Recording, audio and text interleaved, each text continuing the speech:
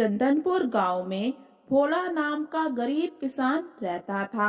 बहुत दिनों से भोला को कोई भी काम नहीं मिलता, जिसकी वजह से उसके घर में अब खाने के लिए कुछ भी नहीं होता। भोला के पास एक गाय है जिसका नाम गोपी है। भोला अपनी गाय गोपी से बहुत प्यार करता है। भोला जब घर आता है तो उसकी पत्नी उसके साथ झगड़ा करना शुरू कर देती है।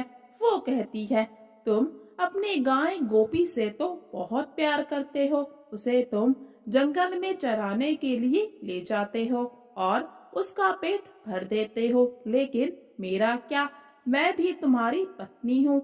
आज कई दिन हो गए, मुझे खाना नहीं मिला, ना जाने वो दिन कब आएगा जब तुम मुझे 2 वक्त की रोटी समय पर दोगे। अब मुझसे भूख बर्दाश्त नहीं होती। मुझे नहीं पता, तुम कहीं से भी मेरे लिए खाना लेकर आओ। तो फिर भोला अपनी पत्नी से कहता है, अरे भाग्यवान, तुम जानती तो हो मैं घर घर जाकर रोज काम मांगता हूँ ताकि कोई तो मुझे काम दे दे और फिर मैं तुम्हारी सारी जरूरत पूरी कर सकूं। तो इस पर भोला की पत्नी रमा कहती है, देखो, अगर 2-4 दिन में तुमने कोई काम नहीं ढूंढा तो मैं तुम्हें छोड़कर अपने मायके चली जाऊंगी। और फिर अगले दिन जब भोला काम मांगने के लिए चला जाता है तो उसकी प्यारी गाय गोपी घर पर ही बंधी होती है। उसकी पत्नी सोचती है, ये गाय आखिर मेरे किस दिन काम आएगी, क्यों ना मैं इसे बेचकर कुछ पैसे लेकर अपने लिए कुछ अच्छा सामान ले लेती हूँ। और फिर वो बिल्कुल ऐसा ही करती है। वो गोपी को एक ग्वाले को बेच देती है और फिर शाम के समय जब भोला घर वापस आता है तो देखता है कि उसकी गोपी वहाँ पर नहीं है। फिर अंदर जाकर देखता है कि उसकी पत्नी आज बहुत ही स्वादिष्ट खाना खा रही है। तो फिर भोला अपनी पत्नी से पूछता है कि उसकी गोपी कहाँ गई। तो उसकी पत्नी कहती है, मुझे क्या पता कि तुम्हारी गोपी कहाँ गई, हो सकता है कि वो जंगल में घास चरने गई हो, वैसे भी उसे यहाँ कुछ भी खाने को नहीं मिलता। तो इस पर भोला कहता है, लेकिन वो कभी भी अकेले जंगल में घास चरने नहीं जाती, हमेशा मेरे साथ ही जाती है। इन सब बातों से भोला बहुत परेशान हो जाता है और तभी वो अपनी पत्नी से पूछता है कि ये स्वादिष्ट भोजन कहाँ से आया। तो वो झूठ बोलती है कि ये तो पड़ोस की राधा देकर गई है। वो भोला से कहती है, आओ तुम भी इसे खा लो। तो भोला मना कर देता है और कहता है कि मैं जंगल में अपनी गोपी को ढूंढने जा रहा हूँ, कहीं कोई जंगली जानवर उसे हानि ना पहुँचा दे। इतना कहते हुए भोला जंगल की तरफ निकल जाता है। भोला जंगल में बहुत समय तक अपनी गोपी को ढूंढता है, लेकिन वो उसे कहीं पर भी नहीं मिलती और फिर परेशान होकर वो वहीं पर बैठ जाता है और अपनी गोपी को याद करता है। तभी उसकी नजर सामने एक गाय पर पड़ती है। वो ध्यान से देखता है तो वो उसकी गोपी होती है। भोला बहुत खुश हो जाता है और अपनी गोपी के पास चला जाता है। गोपी के पास जाने पर वहाँ उसे एक बूढ़ी महिला मिलती है। गोपी उस बूढ़ी औरत से पूछता है कि काकी, आप इस जंगल में अकेले क्या कर रही हैं? बूढ़ी औरत उससे कहती है, बेटा, मेरा इस दुनिया में कोई नहीं है, मैं बस जंगल में रहकर अपना समय काट रही हूँ। तो फिर भोला कहता है, अरे काकी, ऐसे जंगल में कब तक रहोगी? आप मेरे साथ मेरे घर चलिए। वैसे भी मेरी माँ नहीं है, आपके आने से मेरी माँ की कमी भी पूरी हो जाएगी। भोला फिर उस बूढ़ी औरत और गोपी को लेकर घर आ जाता है। बूढ़ी औरत को देखकर भोला की पत्नी पूछती है कि ये बूढ़ी काकी कौन है। तो इस पर भोला उसको सारी बात बता देता है। तो उसकी पत्नी गुस्सा हो जाती है कि यहाँ पर खुद के खाने के लिए कुछ नहीं, ऊपर से तुम इस बूढ़ी काकी को उठाकर ले आए। तो फिर भोला अपनी पत्नी से कहता है, अरे भाग्यवान, तुम इतना गुस्सा क्यों होती हो? जो भी रूखा सूखा हम खाएंगे वही ये बूढ़ी काकी भी खा लेगी। वैसे भी इनका इस दुनिया में कोई नहीं है। आज से ये मेरे लिए मेरी माँ जैसी हैं। तुम इनके लिए रसोई में जो कुछ भी पड़ा है वो ले आओ। तो इस पर रमा कहती है, रसोई घर में खाने के लिए कुछ भी नहीं है, बस चावल के कुछ दाने पड़े हैं। तो फिर बूढ़ी काकी कहती है, बेटा तुम मेरे लिए परेशान मत हो, तुम मुझे थोड़े से चावल के दाने दे दो, मैं उसी को खाकर अपना पेट भर लूंगी। रमा जब रसोई घर में जाती है तो देखती है कि खाली पड़ी रसोई फल और सब्जी अनाज से भरी पड़ी है। ये देखकर उसको बहुत ही हैरानी होती है और वो समझ जाती है कि ये बूढ़ी काकी कोई साधारण औरत नहीं है, ये कोई चमत्कारी औरत है। तभी तो पूरी रसोई घर अनाज से भर गया। फिर रमा बूढ़ी काकी को भोजन कराती है। भोजन करके बूढ़ी काकी बहुत ही खुश होती है। थोड़ी देर बाद सभी लोग भोजन करके सो जाते हैं। सबके सोने के बाद रमा देखती है कि बूढ़ी काकी घर के बाहर जा रही है। तो रमा उनका पीछा करना शुरू कर देती है।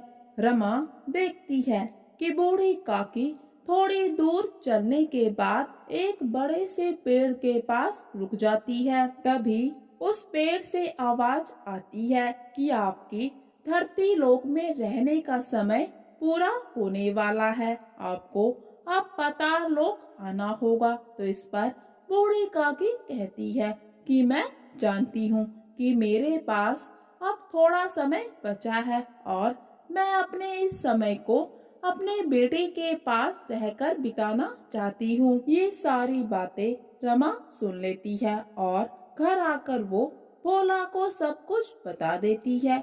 सब कुछ जानने के बाद भोला बहुत ही हैरान होता है और कहता है, क्या सच में काकी गुरु माता है, वो भी पाताल लोक की। इतने में बूढ़ी काकी भी घर में आ जाती है। तो रमा उनसे कहती है, काकी मैं जान चुकी हूँ कि आप कोई साधारण महिला नहीं है, आप पाताल लोक से आई हैं और पाताल लोक की गुरु माता हैं। तो फिर ये सब सुनकर बूढ़ी काकी कहती है, तो अच्छा तुमने सारी बातें सुन ली। फिर भोला कहता है, ये क्या काकी, क्या सच में आप पाताल लोक से आई हैं? तो फिर बूढ़ी काकी सब कुछ बताती है कि मैं पाताल लोक से आई हूँ और पाताल लोक की गुरु माता हूँ। यहाँ कुछ समय धरती में रहने के लिए आई थी और फिर उस दिन मैंने जंगल में तुम्हें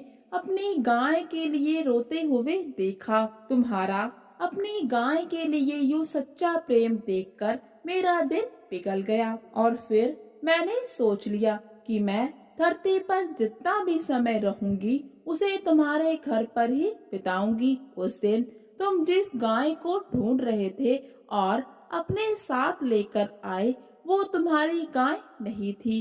तुम्हारी गाय को तो तुम्हारी पत्नी ने बहुत पहले ही बेच दिया था। जंगल में मिली गाय तो मेरी माया थी, क्योंकि मैं तुम्हें दुखी नहीं देख सकती थी।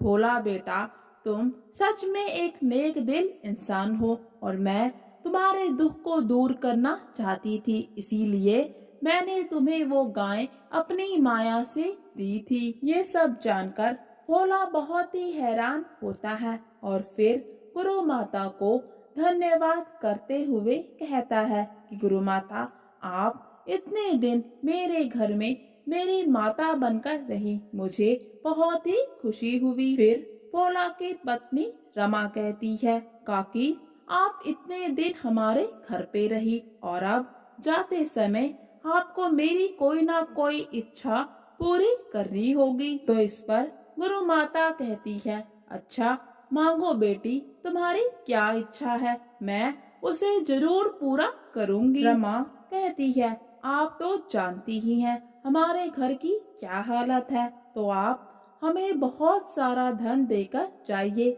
जिससे हमारे घर की हालत सुधर सके। तो फिर बूढ़ी काकी कहती है, ठीक है, मैं तुम्हें सोने और चांदी के 2 घड़े देकर जाऊंगी, लेकिन तुम्हें उनमें से सिर्फ एक घड़े को ही छूना है, क्योंकि दूसरा घड़ा लालच का घड़ा है। अगर तुमने उसे छुआ तो इसका परिणाम अच्छा नहीं होगा। और फिर देखते ही देखते वहाँ पर 2 घड़े आ जाते हैं। घड़े देखकर रमा बहुत ही खुश होती है और फिर बूढ़ी काकी कहती है, अच्छा भोले बेटा, तुम अपना ध्यान रखना और अब मैं जा रही हूँ। मुझे तुम्हारे साथ रहकर बहुत ही अच्छा लगा। जाते समय बूढ़ी काकी रमा से कहती है, बेटी, मैंने जो कुछ तुम्हें बताया उसका ध्यान रखना। और फिर बूढ़ी काकी के जाने के बाद रमा घड़ों को देखती है और बहुत ही खुश होती है और कहती है, मुझे लगता है कि काकी ने मुझसे झूठ कहा कि तुम दूसरे घड़े को मत छूना। और कहती है, अगर काकी को एक ही घड़ा देना होता तो दूसरा घड़ा क्यों देती। भोला अपनी पत्नी को समझाता है, देखो रमा, तुम लालच कर रही हो, ऐसा मत करो, क्योंकि दूसरा घड़ा लालच का घड़ा है। अगर तुमने इसको छुआ तो इसका परिणाम अच्छा नहीं होगा। लेकिन लालच में अंधी रमा ये सब बातें नहीं समझती और दूसरे घड़े को भी हाथ लगा देती है, जिससे सारा का सारा सोना चांदी पत्थर में बदल जाता है। रमा अब सब कुछ समझ जाती है कि लालच का फल कभी भी अच्छा नहीं होता, लेकिन अब उसके पास पछतावा करने के सिवा कोई भी दूसरा रास्ता नहीं है।